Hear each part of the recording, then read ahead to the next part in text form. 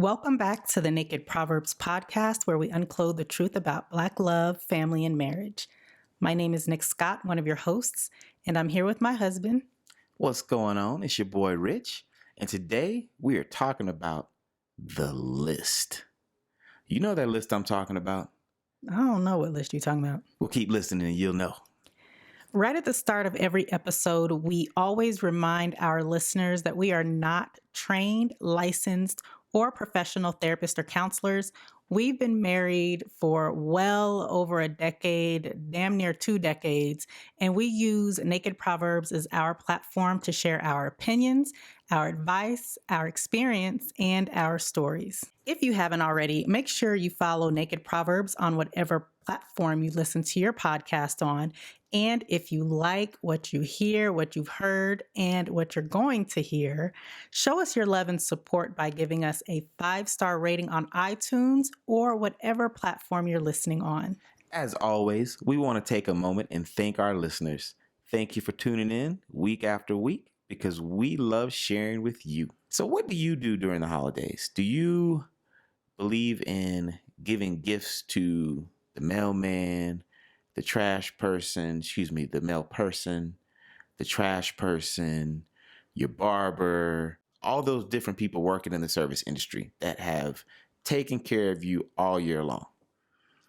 Typically, I don't gift the people that provide services to me. I haven't historically done that personally. I have, to my masseuse. My masseuse, I usually give her a larger tip right before the holidays because I feel like, it's a service industry. A lot of people probably don't tip her because she is African American. And so I try to make sure I take care of her. I'll usually give her an extra $50 or something, which is really generous, on top of my tip. So I purposely schedule my next massage for right before Christmas so that I could give her a little extra spending money or savings money or whatever. It's her money. Do whatever she wants to do with it.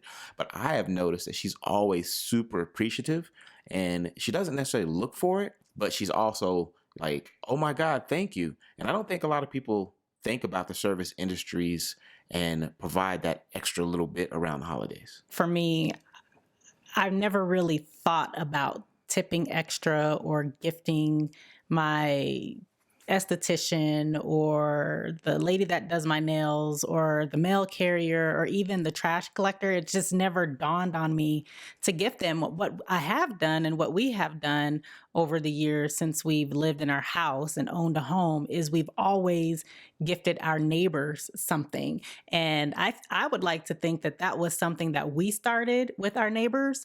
And it was a few years before they were like, oh my gosh, every single year they're giving us something.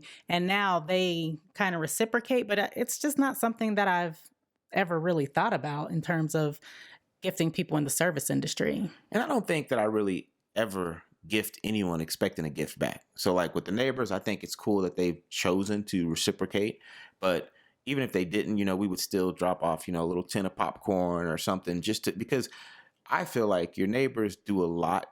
You should do a lot for each other, whether it be looking out for each other's house while you're gone or signing for a package. Or my neighbor, for years, if it's a bad snow, he will be out there with his snowblower before I get up and I don't have to worry about doing the sidewalk. Mm-hmm. And that's a huge help. Or if he sees me out there struggling, he'll come help me. Last year I got my truck stuck in one of those bad blizzards we had, and he was one of the first to come over and help me get it unstuck. So to me, it's more of, showing appreciation Right. to my neighbors, but also to those in the service industries, because I think about like our trash person. When it's a windy day and trash is blowing all down the block, I have watched them get out and make sure that all the trash is picked up and not just blowing down my block. And I appreciate that, but I've never actually gone out there and been like, hey, I just want to say thank you. Yeah. But I feel like this is a prime opportunity to show that appreciation. I don't give gifts to expect things back in return either. I would like to see a certain amount of gratitude, right? And I specifically for my esthetician, I've been going to her for years, a whole lot of years. And I don't always feel as if she appreciates me as much as a client as I've been committed and faithful to her. Mm-hmm. And I feel like in some ways, me continuing to give you my business and following you all over the city, that to me is gift enough when there's 10 or 20 estheticians that I drive past just to get to you. So again, it's just never been a top of mind. I do think that it's something that I should think about. Like, for example, this year, it was very important to you that we gifted our mail carrier and our trash collector. And this wasn't the first year that you've brought that up, but this is the first year that we're actually following through with it. My barber as an example, because you're right. I pass a lot of barbers to get to my barber. And if y'all can see, he hooked me up, right? Y'all can see that. And if you can't see that because you listen to the podcast, make sure you tune into, what is it, Instagram, where you put some videos? YouTube? Instagram, There's YouTube, other places you can see me if you want to see me. Facebook. I'm just saying. But anyway, my barber, I feel like while I may pass other barbers, he does little things throughout the year that I appreciate. As an example, I started off scheduling my next haircut when I left. And then life gets busy, or I don't schedule it right away when I'm leaving that day. And now I'm texting him on his day off, hey, what day can you get me in this week? And he always gets me in. He always makes sure that he's available. He always just takes great care of me. So for me, like I said, I just feel like, yes, I give you a tip every time you cut my hair. Right. And I pay my bill every time you cut my hair. But I want you to know that I truly appreciate you. I think everybody wants to feel appreciated. Mm-hmm. Everybody wants to feel that step above, right? And when I think about our mail carrying lady, she is out there, rain, sleet, snow, ice, cold, doesn't matter. She has come to drop off packages at the front door. Like, she legit does an amazing job. And while I'm telling these people on the podcast, I'm like, well, have I ever actually told her that? Right. And that's what I think. I look at this as an opportunity. And it's one of those things, it's kind of old school because it's kind of expected from old school people that were homeowners that, like, yeah, you leave a ham for the person, or they used to do big stuff. Right. And if you watch old school movies, that's the kind of stuff they did. I'm not like that, but I do want to show them that I see the extra mile you go, and I know your job's not easy, and I appreciate it. I agree with you. I totally agree with you, especially when it comes to the mail carrier, or if you have a handyman or a handy woman or the trash collector. I'm very conflicted about those people who give me services in the service industry, like my nail lady, my esthetician, people who do facials and things like that. I'm very conflicted in that because I feel like a lot of times, and it could be different between men and women, but I feel like a lot of times people in those industries just take me personally for granted. They take me for granted. They just expect every year that I'm going to book to get my eyebrows done, or every 4 weeks I'm going to be in the shop to do whatever it is that I need to do. And there's not a lot of reciprocity. So while you are saying that you feel that your barber takes extra steps to make you feel appreciated, to make you feel like I am a valued client, I don't feel like that. And that's not the reason that you should give gifts, but I tip you every single time that I go. Maybe it's time for you to look for new people, because even when I stop and think about, I've been going to the same company for massages probably for like 5 years easily. Since, the girls used to always get me a gift card for Father's Day. Yeah. And then finally I was like, why don't I just get a membership, right? And so I've had a membership at this particular massage company for years. And I would say it took me 3 years to find a masseuse that I was like, this is the one. Mm-hmm. Because I don't like a whole lot of talking. That's my relaxation time. That's my time to sometimes I fall asleep. I'll be drooling on the pillow. And my boy was like, man, she gonna take your money and she probably didn't even give you no massage. I'm like, I don't know. I'm relaxed. I'm rested. I'm recovered. I'm ready. And so for me, knowing what it took to find the quality. Yeah. And it's the same thing with my barber. I came home a couple times. You were like, that ain't the one. That's not the right barber. So for me, I just like to let them know, because I know it's not easy to find, great people in these Right. industries. It's easy to find good people. Mm-hmm. You can find good people all day, but to find great people that meet your needs in those fields, in those areas of service, I feel like it's so hard that I want to be able to call last minute and say I need a haircut. And you're going to remember, because I would say probably 80% of my barber's clients are not giving him anything extra because they're thinking like you. I give him a tip, I get my haircut, I paid him for the service, and I tipped him. So what more, like I go see you twice a month. So that's 24 times in a year. That's right. Like, I paid you well, but I don't look at it from I paid you well. I look at it from the standpoint of you're amazing, and I want you to know I appreciate what you do. She better have good credit. So before I marry him, I'm telling y'all now, he has to be at least 6 feet or taller. She better not have no kids. Good Lord, I don't need no doggone kids. And on top of that, my man, my husband, my boo thing has got to be a graduate from the Hampton University. Yeah, I'm gonna need her probably to have a pretty good job. You know what I mean? 6 figure. That's good income. And he better not be driving me around in no Honda, no Toyota, or nothing like that. It has to be a foreign luxury car. Do those things really matter? Does his height matter?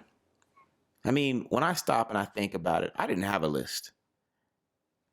I didn't have anything that I had all my life said she needs to have this, and this for me to even date her or to fall in love with her or to marry her or have kids. Now, let's put a pin in that. Because that does not mean I didn't have any standards or expectations. Yeah. But I didn't have a list. Put a pin in that. I didn't have a list. Are you sure? Okay. I had one vain quality that I expected.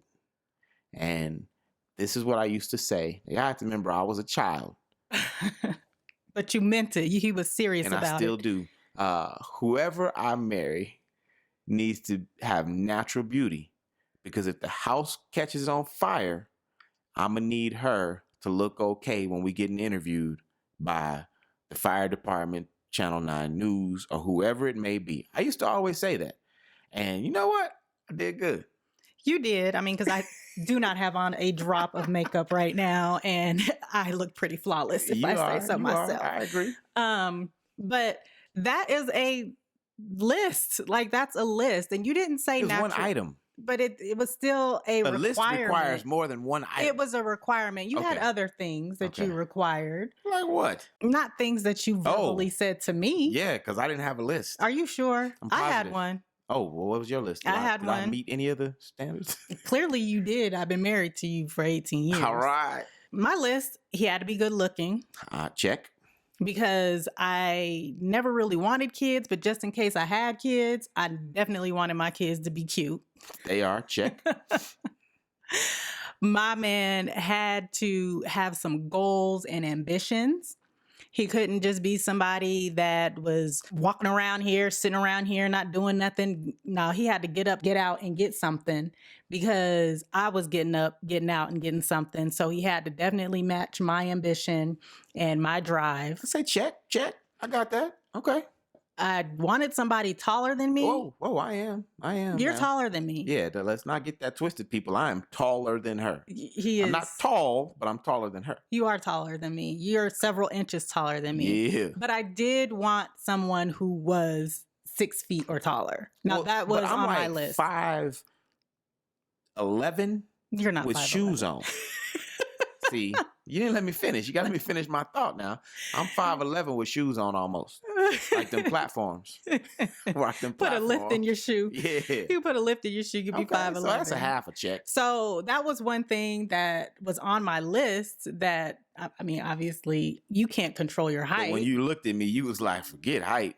Woo! He the one. So yeah, I had a list. I can't remember everything that was on my list. I don't think it was something that I had written down because I know a lot of people, they actually write down, oh, he couldn't have no kids. Yeah, that was a big thing. That was a big thing on my list. He could not have any kids because I knew that if I got married to somebody who had children, I would be a terrible stepmother. Okay. Like I knew that. So, what I hear from kind of our intro where we had these random lists we made up to what we just described that we had in our real life list is we had some standards, not necessarily requirements. These weren't things that were deal breakers necessarily, because I'm not over 6 foot, yet we've been married for multiple years. You are fine as all get out. Thank you, So baby. my one requirement you met, my one standard more you than met. one. I think honestly though, it's not about do you have a list or not, but if you have a list or if you had a list, how does that impact your choices? What I mean by that is if you would have only been like, you know what, I got a list, he's got to be 6 foot, I'm Period. not compromising. Period. Then we wouldn't be sitting here today, right? Nope. Because I'm not 6 foot. Nope. Even with my platforms on, I'm still not 6 foot. So I think that that's one of those things that we, especially in the Black community, because there are fewer men on this earth than women, then there are fewer single Black men out there than single Black women. So if you are really looking for a Black man and you've got like this laundry list of does, have to haves and can'ts and ain't gonna deal with, and you're not willing to compromise on any of it, then you may not find that perfect person. Because there is no perfect person, first of all. I think lists are very important to have if you are seeking a mate, because you do have to think about things like how tall or short your children are going to be, what your kids are going to look like. Are you marrying somebody who's intelligent? Because if you're marrying somebody stupid, you could have a dumb child, right? So I think that lists are important because it does set a standard of expectation, but I do think there are some things that people should be flexible on, right? Not everything people should be flexible on, because I was serious about not marrying somebody who had kids, and that was a deal breaker for me.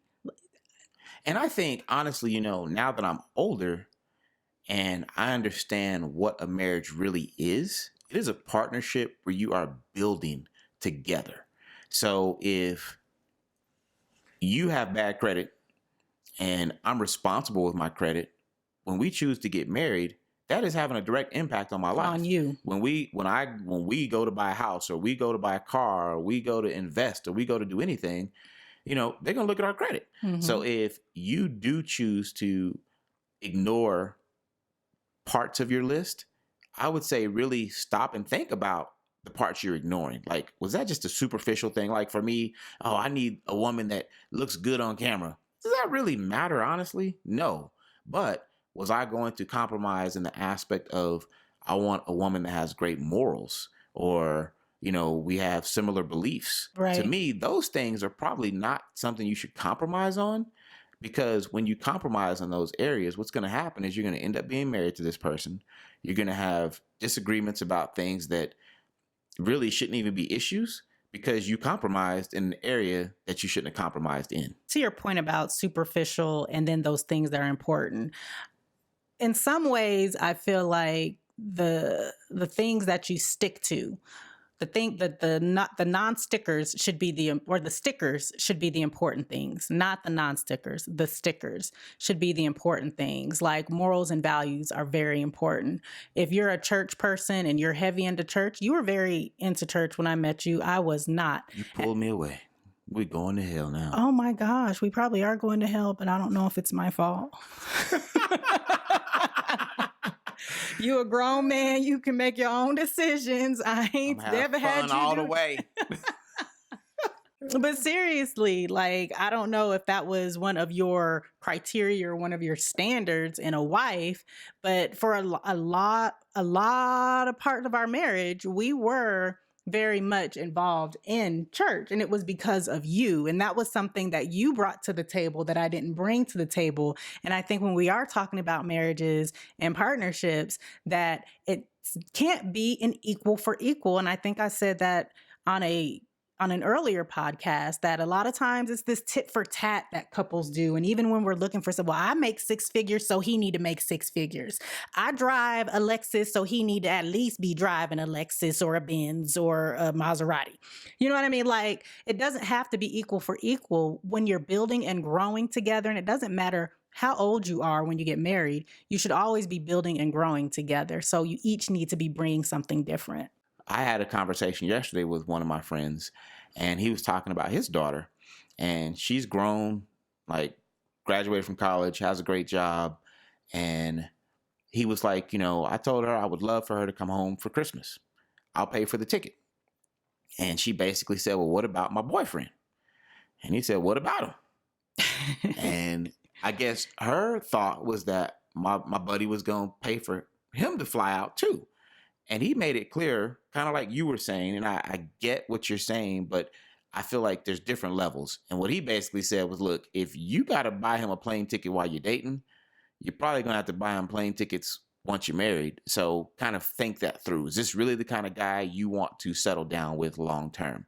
And so for me, when we talk about list, because reality is we have lists for a lot of things. Mm-hmm. We have lists that we go through to decide what college we want. We have lists of what groceries we need to purchase. Like we have lists for random things in our lives. There's nothing wrong with list.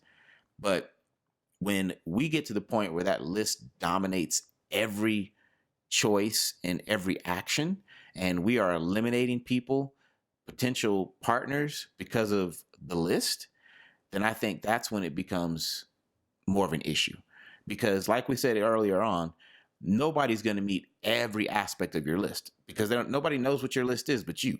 So it's impossible for any one person to just be like, wow, they met every category on my list that I just made up, that some of you made up when you were little girls or little boys. Mm-hmm. Some of you made up as you've grown. Some of you have made them after you eliminated some bad apples. But like I said, there's nothing wrong with a list. But when a list becomes the only thing you're looking at, you could miss out on some amazing opportunities because of a list.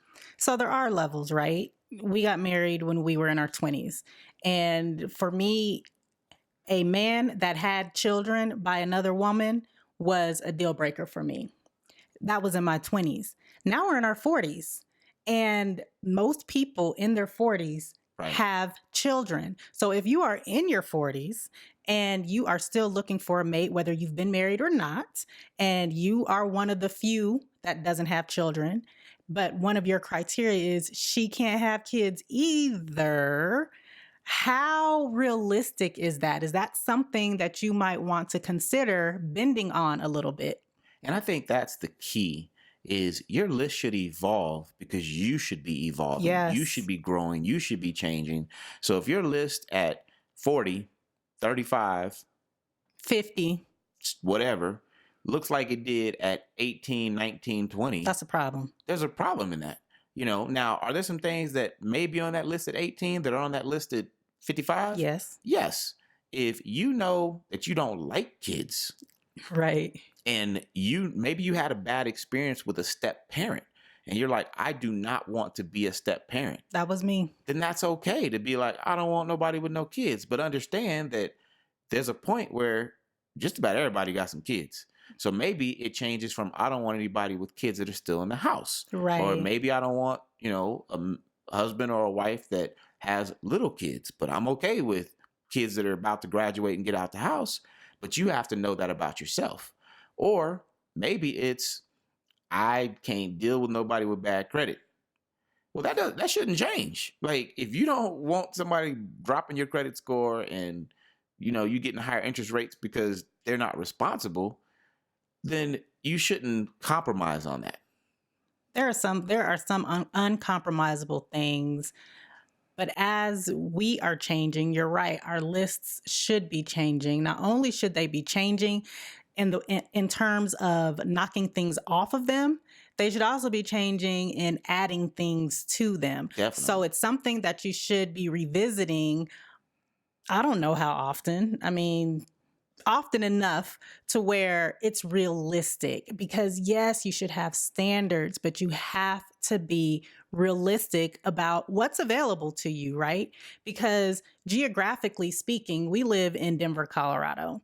There are only so many Black people in Denver, Colorado. So if you really want to marry a Black woman from Denver, Colorado, you might have to revisit your list and make it more realistic to accommodate what's available here in Denver, Colorado.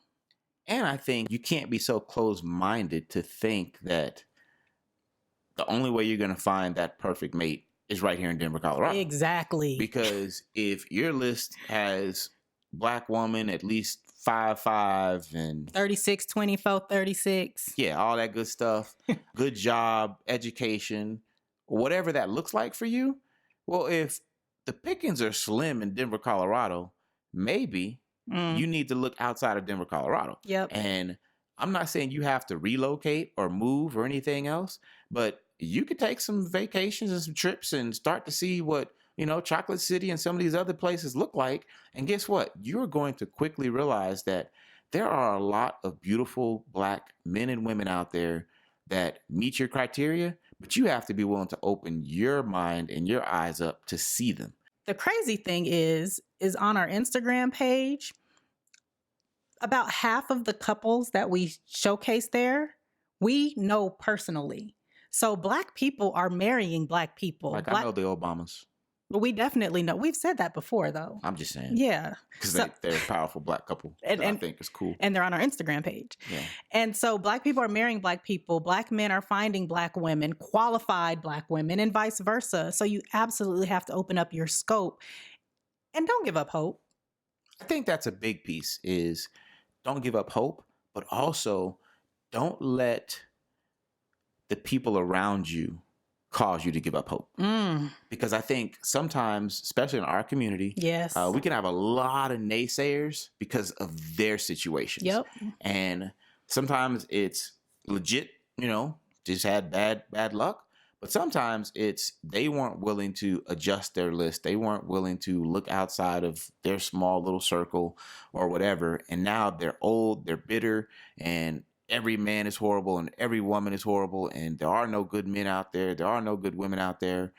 And I think that sometimes when you have that influence, it can start to taint your vision as well. Mm-hmm. And you start to see everything is negative and, oh, there's no good people out there. Oh, there's no good husbands, no good wives. There's no men with no children. Because you know what? I have at least 3 fraternity brothers that are in their 30s plus with no children. Mm-hmm. Not like, oh, they had some children and they just don't. No, they have legit no children.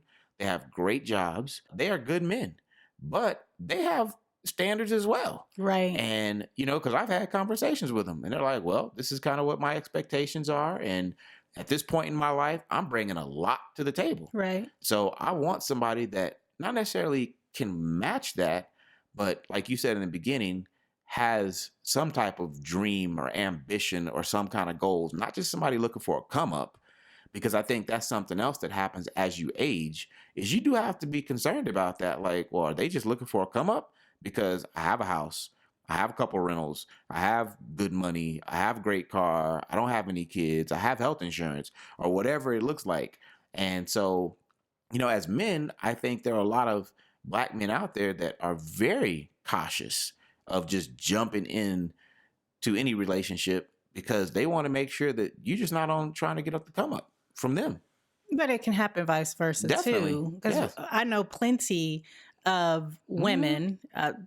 You mentioned your fraternity. Right. A lot of my sorors, single Black women, dope ass Black women, educated, making money, owning homes, killing it. Just all that Black girl magic, right? And yet they're single. And I don't know why they're single. I know that some of them would love to be married. And obviously, some of the sorority sisters that I'm talking about probably know your fraternity brothers and vice versa. But they have standards too. Right. So there are men out there that are looking for sugar mamas, that are looking for women to just leech off of, Trying which to give is me one. what? No, you ain't. Girl, she'll take good care of us. We ain't got to do nothing. Ain't gonna be no 3rd, 4th she up in this house. 5th she. We got 3 she's and a dog she. We don't need no more she's up in here. Amen. Preach. I don't want no more she's.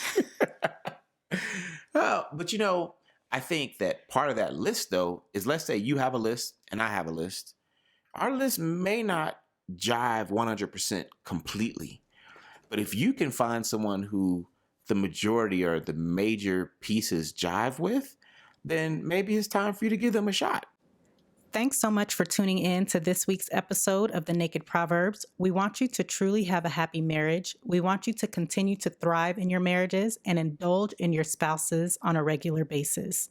Don't forget to follow the Naked Proverbs on whatever podcasting platform you listen on.